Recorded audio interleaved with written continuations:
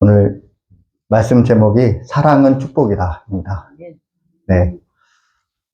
여러분, 우리 교회가 사랑의 공동체일까요? 네. 여러분, 우리 교회가 사랑의 공동체일까요?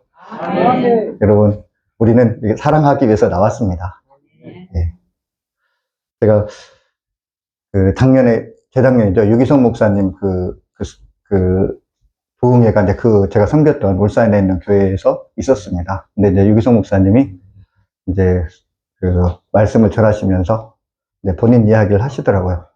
근데 제가 참 마음에 기억에 남는 게 이제 유기성 목사님이 선한목자교회에 이제 부임을 하셨습니다. 근데 이제 그 목사님이 부임할 때는 빛이 너무 많은 거예요. 이 교회의 빛이.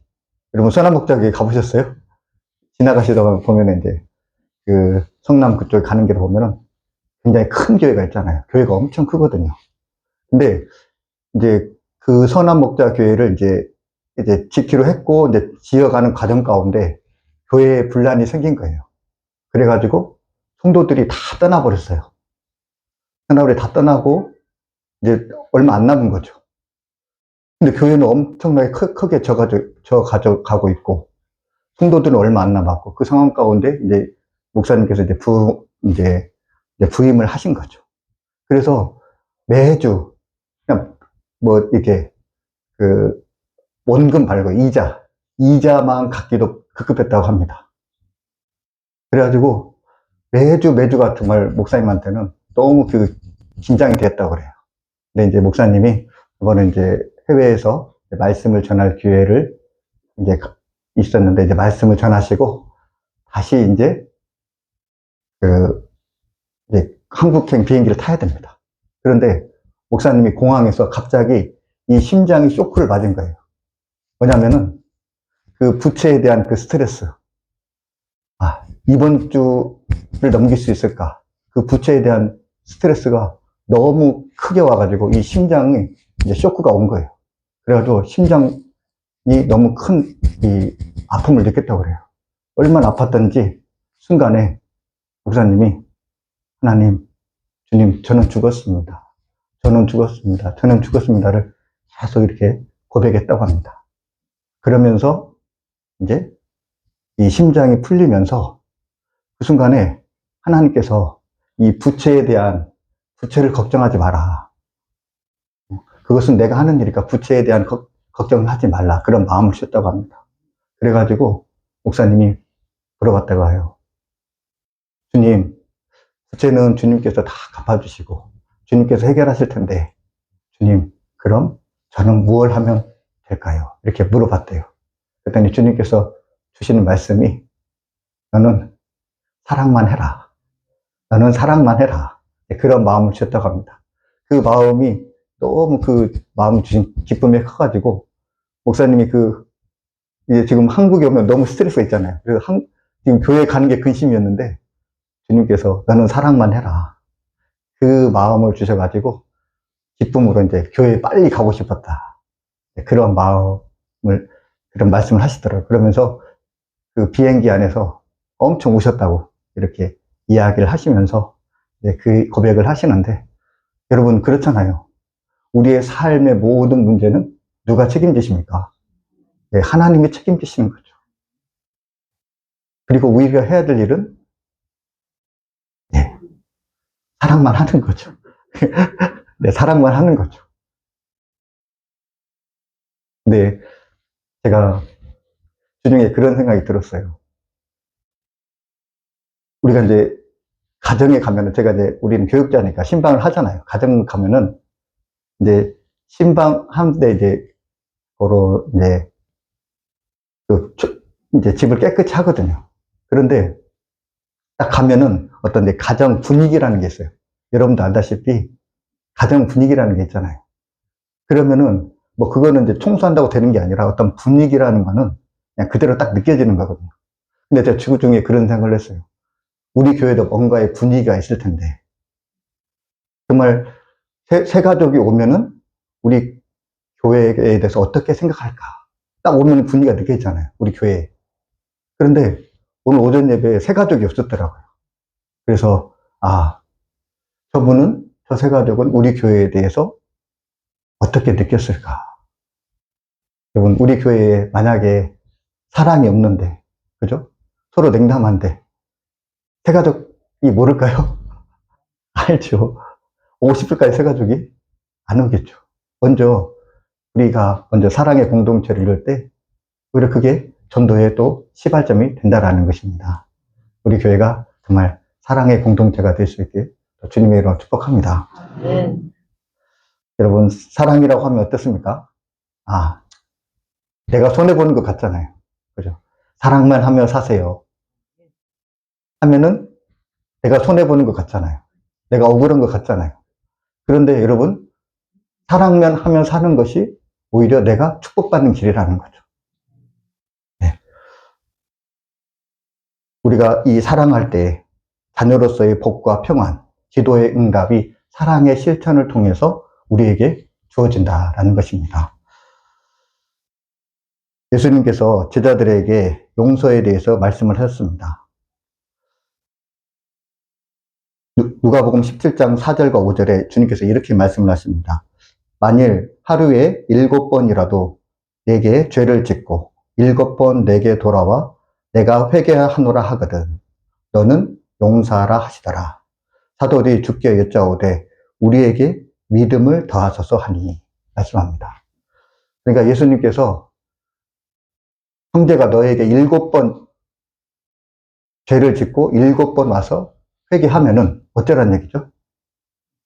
네, 용서하라는 것입니다. 그랬더니 제자들이 뭐라고 얘기하냐면 주님, 우리에게 믿음을 더하소서, 우리에게 믿음을 주소서라고 이렇게 이야기를 합니다. 지금 여러분 그 뉘앙스를 아시겠어요? 너희가 7번이라도 용서해라. 그랬더니 제자들이 우리에게 믿음을 더하여 주소서 이렇게 얘기하는데 왜 제자들은 믿음을 더하여 달라고 이야기를 하는 걸까요? 네? 그렇죠. 용서하기가 어려운 건 그거는 사람의 힘으로서는 도저히 할 수 없으니까 우리에게 더 믿음이 있어야 우리가 그것을 할 수 있을 것 같습니다. 그러니까 우리에게 믿음을 더해 주십시오라고 이렇게 이야기를 합니다. 그때 예수님께서 이렇게 말씀하십니다. 누가복음 17장 6절에 주께서 이르시되 너희에게 겨자씨 하나만 할 안만한 믿음이 있었더라면 이 뽕나무로도 뿌리가 뽑혀 바다에 심기어라 하였을 것이요 그것이 너희에게 순종하였으리라. 주님께서 믿음을 더하여 달라는 제자들의 요구에 주님께서 뭐라고 얘기했습니까? 너희에게 겨자씨 하나만한 그 믿음이 있다고 한다면 이 뽕나무로 뽑혀서 바다에 심기어라. 그렇게 될 것이다 라고 이야기를 하였습니다. 그러니까 여러분 주님의 말씀은 무엇입니까? 사랑의 실천, 용서가 더 큰 믿음이 아니라 우리에게 있는 이 믿음으로 실천할 수 있다는 거죠. 그럼 한번 여러분에게 물어보겠습니다. 여러분 하루에도 7번이라도 형제를 용서할 수 있겠습니까?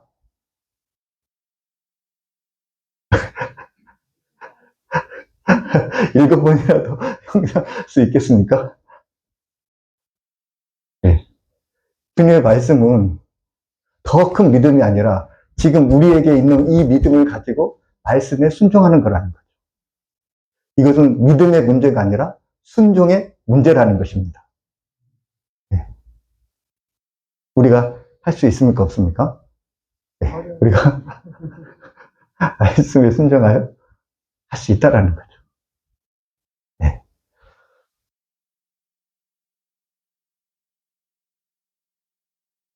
우리가 한 장애인 선교단체를 섬기는 간사님이 있었습니다.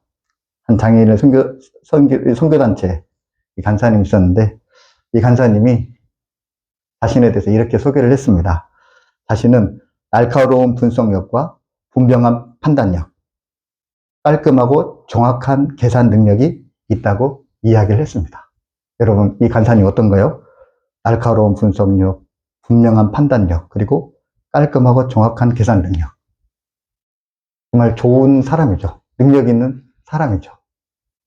그러면서 이 간사님이 자신에 대해서 이렇게 더 한마디를 덧붙였습니다.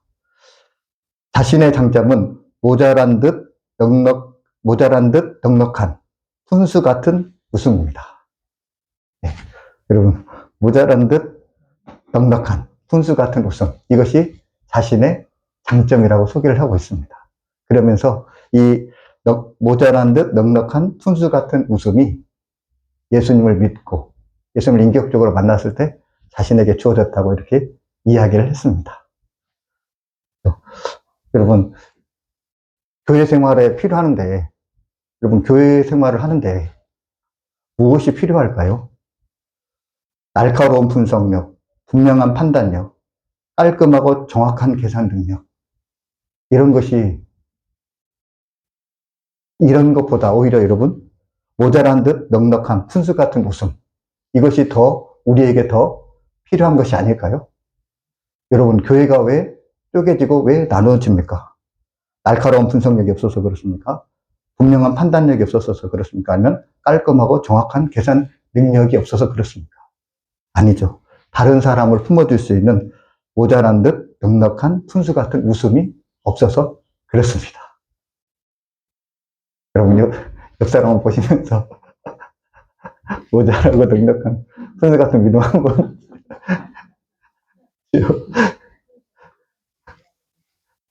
제가 신대원 때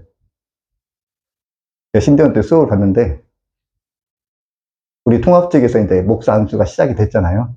근데 우리 통합직에서 1호 목사님이 계셨습니다. 1호 여자 목사님. 이 여자 목사님이 이제 한번 이제 신대원생들 앞에 강의를 하는데, 이제 목사님이 그렇게 얘기를 하시더라고요. 이 목사에게는 좀 빈틈이 있어야 된다라는 거예요. 모자란 것이 좀 있어야 된다라는 것입니다. 너무 잘하면 완벽하면 안 된대요. 모자란 듯 빈틈이 있어야 된다라는 거예요. 그래서 저는 그때는 그 말이 이해를 못 했거든요. 근데 지금은, 그 말이 맞다 하는 생각이 듭니다. 그러니까 너무 정확하고 너무 계산적이고 이런 것보다는 그래도 조금 다른 사람을 품어줄 수 있는 좀 여유가 있고 넉넉함, 그런 것이 있어야 된다는 거죠. 예. 여러분, 무엇보다도 모자란 듯 넉넉한 푸수 같은 웃음을 꼭 소유하는 저와 여러분이 됐으면 좋겠습니다. 그리고 기도의 응답의 역사가 이 사랑과 연관되어 있습니다. 마태복음 7장 7절에서 8절 말씀에 구하라 그러면 너희에게 주실 것이요 찾으라 그러면 찾아낼 것이요 문을 두드리라 그리하면 너희에게 열릴 것이니 구하는 이마다 받을 것이요 찾는 이는 찾아낼 것이요 두드리는 이에게는 열릴 것이니 이렇게 말씀하고 있습니다. 우리가 너무나 잘 알고 있는 말씀이죠. 이 기도 응답에 대한 말씀입니다. 근데 여러분, 우리가 이러한 기도 응답에 대한 좌절을 겪기도 합니다. 기도 응답을 받지 못할 때가 있습니다. 근데 여러분, 주님께서 오늘 마태복음 7장 12절에 이렇게 말씀하다라는 거죠. 그러므로 무엇이든지 남에게 대접을 받고자 하는 대로 너희도 남을 대접하라. 이것이 율법이요 선지자니라. 물론 주님께서 우리에게 구하는 대로 주시지만, 그러나 주님의 말씀은 남에게 대접받은 대로 너희도 남을 대접하라는 거죠. 이것이 율법이요 선지자라는 것입니다. 황금률이라는 거죠. 여러분, 우리가 주님께로부터 응답을 받고 우리가 주님께로부터 더 사랑을 받고 싶다 한다면 어떻습니까? 남에게 그렇게 대접을 해야 된다라는 거죠. 남에게 사랑하고 남에게 대접할 때 그때 우리에게 주님의 사랑과 주님의 그 대접이 우리에게 돌아온다라는 것입니다. 근데 만약에 정말 남을 대접하는 것 없이 우리가 주님께 구하기만 한다고 한다면 주님께서 그것에 대해서 응답하실까요? 네. 여러분, 그렇지 않다라는 거죠. 직장 다니는 사람이라면 대우받기를 바라지 말고 회사를 생각해야 되고, 사업을 한 사람이라면 이익을 생각하지 말고 고객을 최우선으로 생각해야 되고, 이처럼 특별한 상황에서도 다른 사람을 먼저 생각하고 어려움을 헤아릴 수 있는 그런 마음이 있어야 된다라는 것입니다. 용서도 똑같습니다. 여러분, 우리가 하나님께 용서받기 위해서는 어떻게 해야 됩니까? 다른 사람을 용서할 때 우리가 용서받을 수 있다는 것입니다.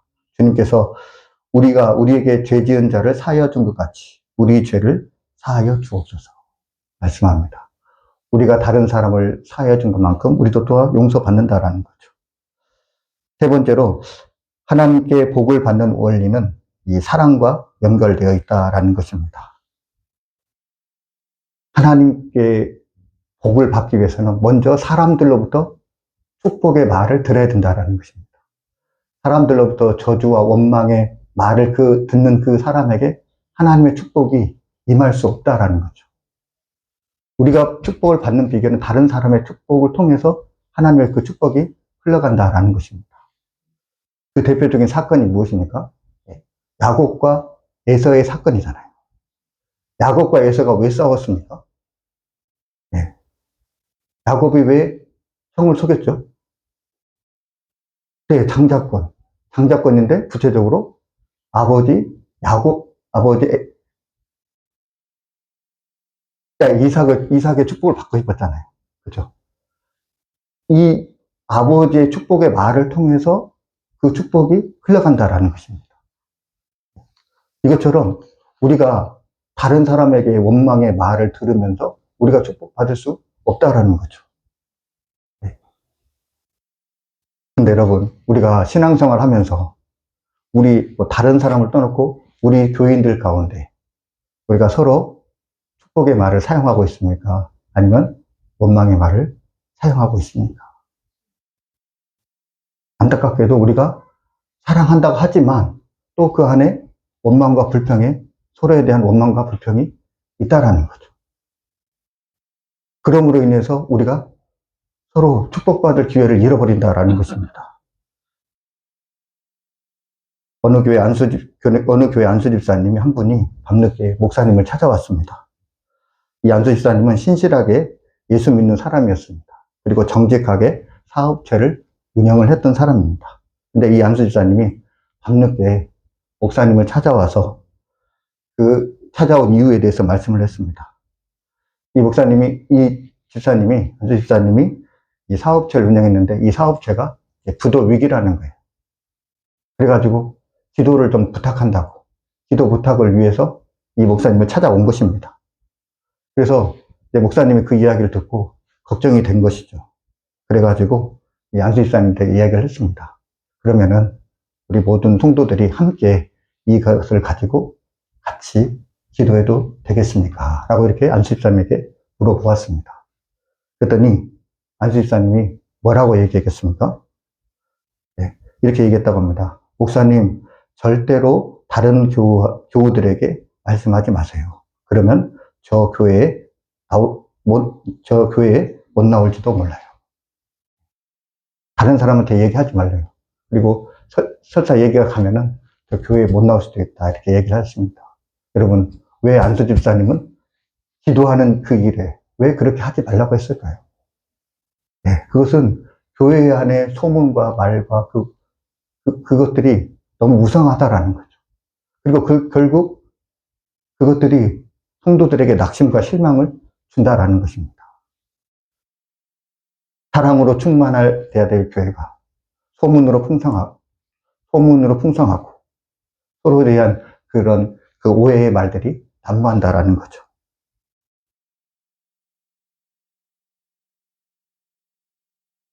어느 교회 목사님이 하루는 이 도둑이 드는 꿈을 꾸었습니다. 이게 주중에 도둑이 드는 꿈을 꿨는데 두 명이 교회에 와서 이제 도둑질 하는 꿈을 꾸었습니다. 그런데 그날 토요일 날 정말 교회에 도둑이 든 것입니다. 새벽에. 이제 새벽기도 와가지고 목사님이 알게 된 거죠. 교회에 이제 조금 그 돈과 그 비디오 이런 것들이 이제 없어졌습니다. 그래가지고 목사님이 신기하잖아요.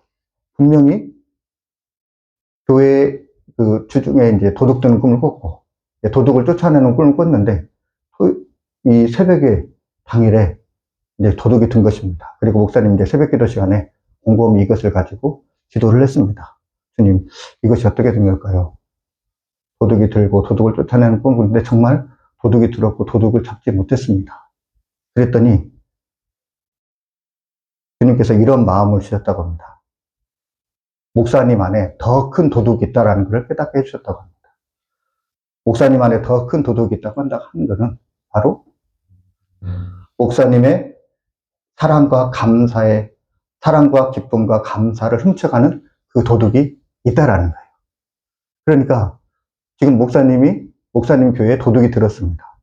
그리고 이제 목사님이 이 도둑에 대해서 누군가를 의심하기 시작했습니다. 그러면서 사랑이 빼앗기고 감사가 빼앗기고 기쁨이 빼앗겼다라는 거예요. 이제 그 토요일 날 아침마다 이 노숙자들에게 이제 밥을 해주는 그 교회에서 그런 봉사를 했는데 목사님 생각이 어떻냐면 혹시 이분들이 우리 교회에 이런 거를 도둑질을 한 거 아니야? 그리고 우리가 이렇게 그분들을 위해서 이렇게 수고하고 봉사했는데 어떻게 그럴 수가 있을까라는 의심이 들었던 거죠. 주님께서 그거에 대해서 깨닫게 하신 거죠. 우리 안에 마음에 사랑과 기쁨과 감사를 훔쳐가는 도둑이 있다라는 것입니다. 여러분, 우리가 신앙생활 하면서 우리 안에 사랑과 기쁨과 감사를 빼앗아가는 도둑이 있습니다. 여러분, 우리가 이러한 도둑이 있음을 알고 우리 마음 가운데 사랑과 기쁨과 감사를 빼앗기지 않는 저와 여러분이 되었으면 좋겠습니다. 사람들이 재산이나 명예, 건강을 잃으면 많은 것을 잃었다고 생각합니다. 노심초사합니다. 그런데 내 안에 사랑과 기쁨과 감사, 그것을 빼앗겼음에도 불구하고 여러분, 우리가 재물을 빼앗긴 거, 건강을 빼앗긴 거, 이런 것에 대해서 노심초사를 한다는 거죠. 여러분, 다 잃어버려도 우리 마음 가운데 사랑을 빼앗기지 않는 저와 여러분이 되었으면 좋겠습니다. 그리하여 우리 교회 가운데 더욱 사랑이 풍성한 교회가 될 수 있길 주님의 이름으로 축복합니다. 기도하겠습니다. 사랑의 하나님, 감사합니다. 우리를 그리스도의 한 몸을 이루게 하심을 감사드립니다. 주님, 우리 참사랑교회가 더욱 사랑이 풍성한 교회가 되기 원합니다. 서로를 세워주고 서로를 용서하고 서로를 격려하는 사랑의 공동체가 될 수 있도록 인도하여 주옵소서. 그리하여 이 지역에 사랑으로 소문난 교회가 될 수 있도록 인도하여 주옵소서. 이 모든 말씀 예수님의 이름으로 감사하며 기도하옵나이다. 아멘.